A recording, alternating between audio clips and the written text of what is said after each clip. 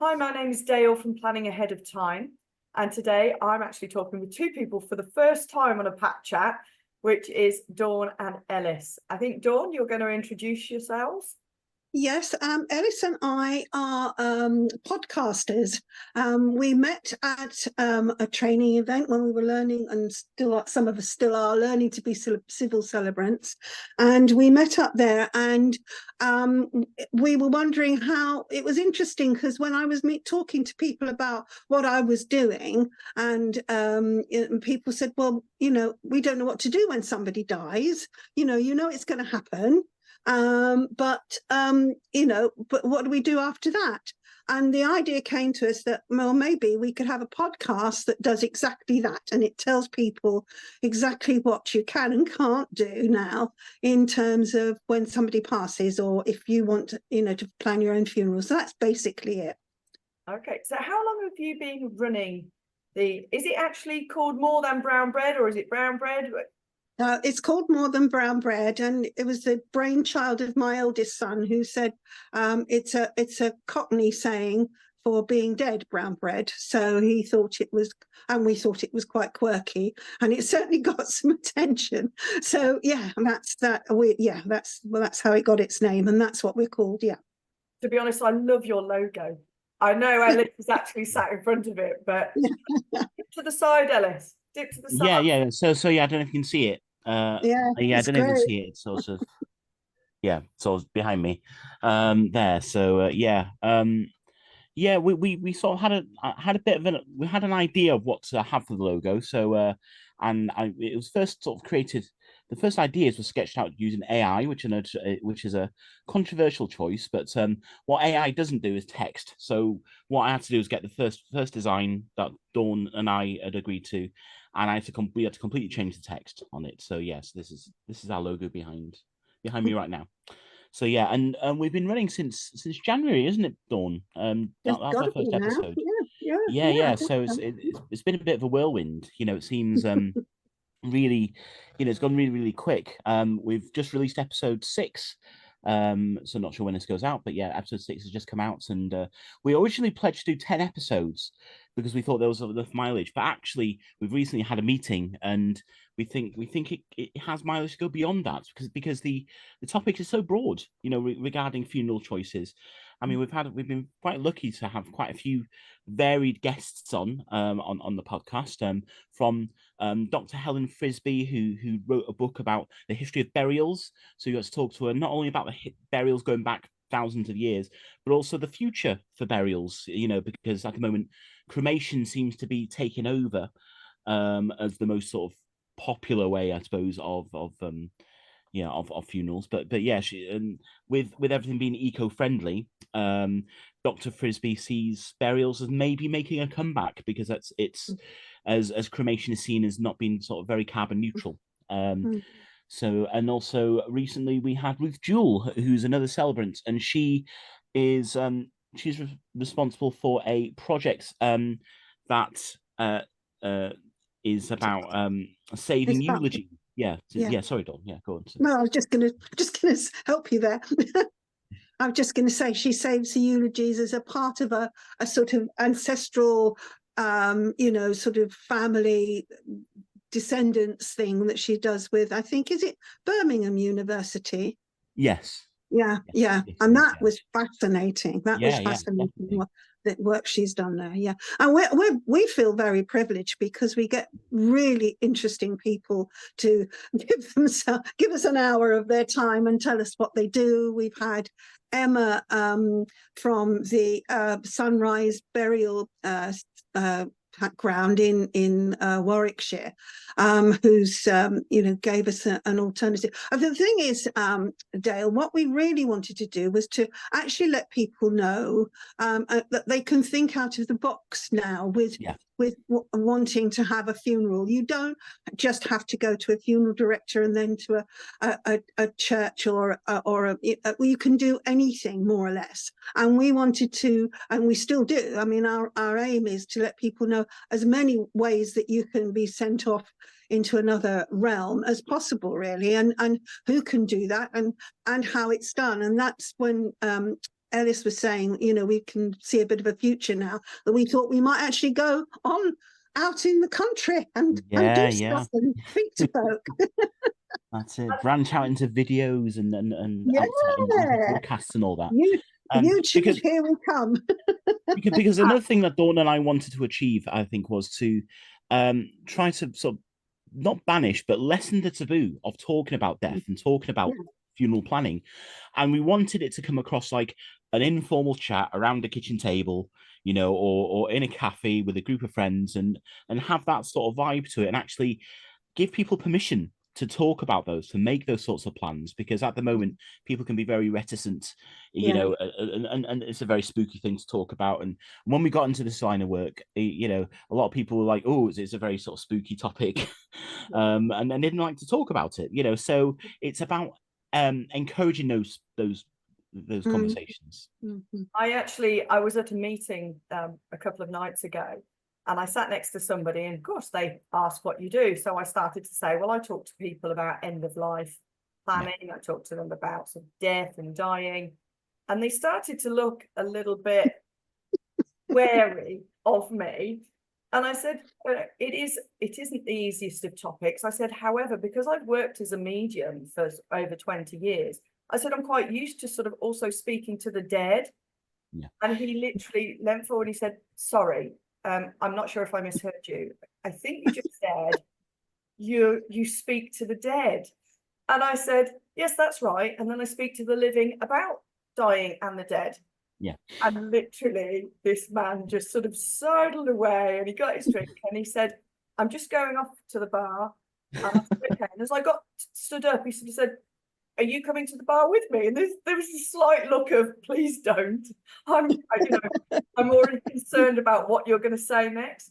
And I said, no, I'm going over here to see Luke. So it was quite interesting, there was a definite, I don't really know what to do or say around this lady. And I thought I was just being quite relaxed and chatting about what I do, and it's not everybody's cup of tea, let's be honest. No. My youngest son won't talk about it at all. My eldest son loves it. He listens to the podcast and he gives us feedback, and it's great. But my youngest, I'm saying youngest, is in his 40s, I don't want to know. It's just like, and I'm thinking, well, come on, you know me. I'm not going to do stuff that's that scary. And he went, no. I'm not allowed to mention the word death in front of my grandchild. So some people have that real aversion, and I think we're trying to break down some of those barriers and get people, like with the Death Cafe, where people go in and talk. We want people to come and talk to us and find out from us and ask us questions and give us some ideas and that sort of thing. That's where we're sort of going now a bit, really. But it's so important, isn't it, to actually be able to have conversations about death, and people know that it's okay to talk about it, because it also affects grief. It affects how people handle dying. Exactly. It affects how they cope with the loss of a loved one. It affects everything. And so if there are more flowing conversations, people feel more questions, they can get more information, and that actually is so helpful all around.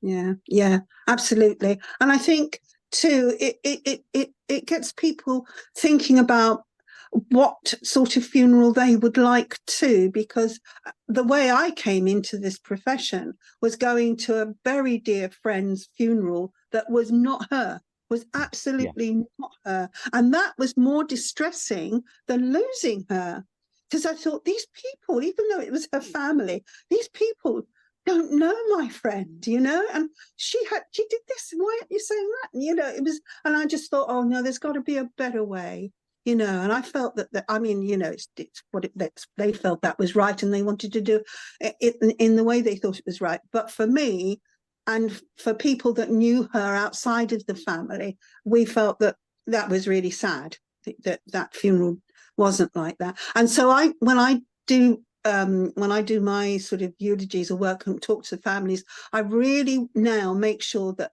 friends and colleagues come into that description and that conversation as well, so that everybody has a say, if they want to, about that person's life. Yeah, I think it's quite common actually. It's quite a common reason that why a lot of people come into this profession. Sometimes they've had a less than ideal experience, should I say, and also they're not aware of the options that are available out there for individuals. I remember when my dad passed away and the celebrant sat with us and explained the sort of situation. And when it came to music choice, for instance, and my sister Mum and I had a chat afterwards about, oh, well, we know he'd like this song, but we can never have that song, so we wouldn't even suggest it, you know. Whereas everything's on the table, nothing's really taboo. So I think quite often, you know, I've sat and I've got quite a big family, sat in funerals, and it's a very dry eulogy. It's almost like just an obituary, you know, a list of things rather than, you know, a holistic view of what their life is like, you know. So yeah, I think quite a few of us have actually been in that situation, gone, you know what, we've done the family a disservice here, you know, so we you know, we could do better. And also by broadening people's horizons on what is allowed, I suppose. I don't know if allow is the right word, but I think quite often we're exposed to funerals and other situations through the media, you know, through what's on TV or what's in films. So that's what we have in our mindset. That's the only thing that we're, you know, the only thing that we're conditioned to choose, really. So all these other options out there just don't occur to us, you know. So absolutely. So it's very similar to Dawn. You know, my experience is why I wanted to get into celebrancy. It is very similar. You know, I had a similar experience, and I thought, yes, you know what, I want to do better by other families. Mm-hmm. And you're absolutely right, because we only know what we see. Yeah.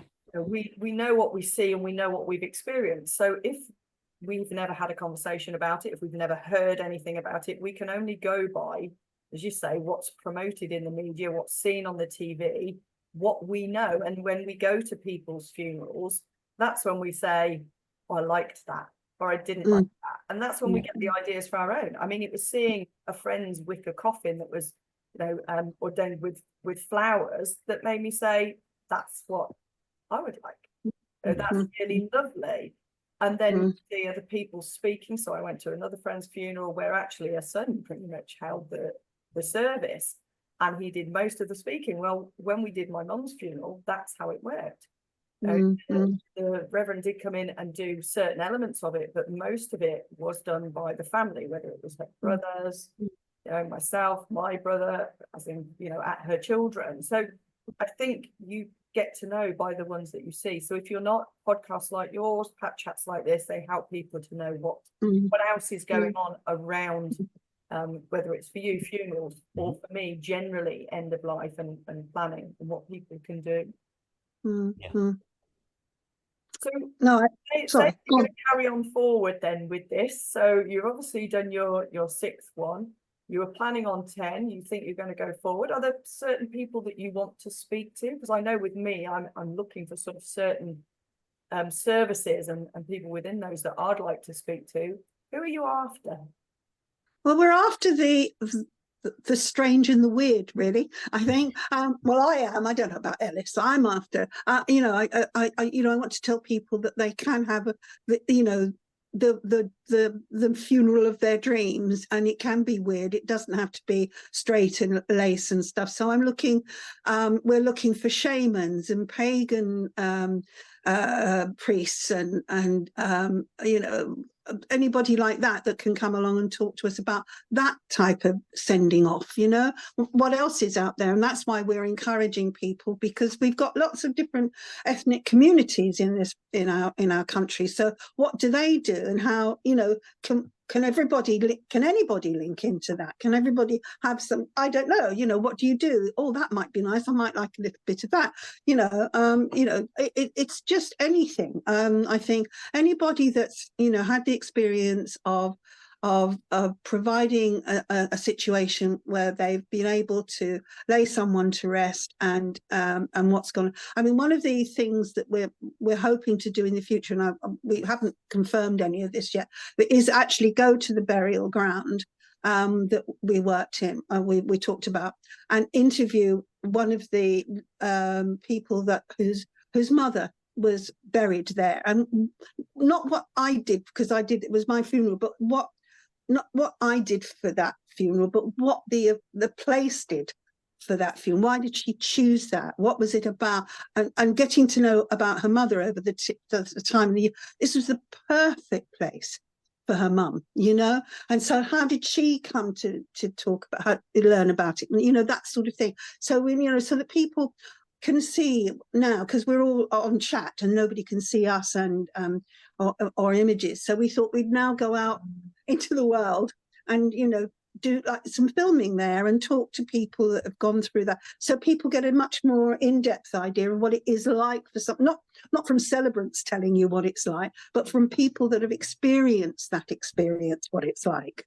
Yeah, and the other thing is we're also led by our listenership as well. Mm. So I mean, Dawn and I have a bit of a Mulder and Scully type relationship. So Dawn is very much an Earth mother, and she's very much into that. I'm the geek, I'm the techie person. I'm slightly cynical when it comes to that. Dawn's very likely to ask people if they believe in ghosts, and I'm just and I just ask about the nuts and bolts of things, and you know, what is a natural burial involve? How is that different to a burial in a cemetery, for instance? But yeah, we're very much led by our listenership. I mean, we have listeners from all over the world. It's so weird. We never expected to reach out to people in Canada, America, Israel. Even now, I think we have one listener from Israel. So it's weird how it has that sort of broad appeal. Mind you, it's something that all of us will have to deal with at some point in our lives. So I think it's a universal topic. So really, we are led by what our listeners want. What sort of advice do they want? So we're trying to drive engagement in that way. We're encouraging our listeners to reach out to us by email or via our Facebook page. There's a website coming soon as well. So there's lots of avenues that they can contact us, and they can be involved as well in shaping the podcast's future and future episodes. So it's quite an exciting time. Yeah. So if people wanted to contact you, whether it's to try and be on the podcast, or whether it, as you say, it is listeners who want to sort of try and give you some information and feedback as to what they'd like to hear, how do people get hold of you? Ellis, I think you're better at that than me because I never remember it. Yeah. So our email address is morethanbrownbread@gmail.com. So you can email us on that. We have a Facebook page, the More Than Brown Bread podcast, and we're on Spotify as well. Spotify have got a new option that you can add comments, and we have polls after every single episode as well that people can get involved in.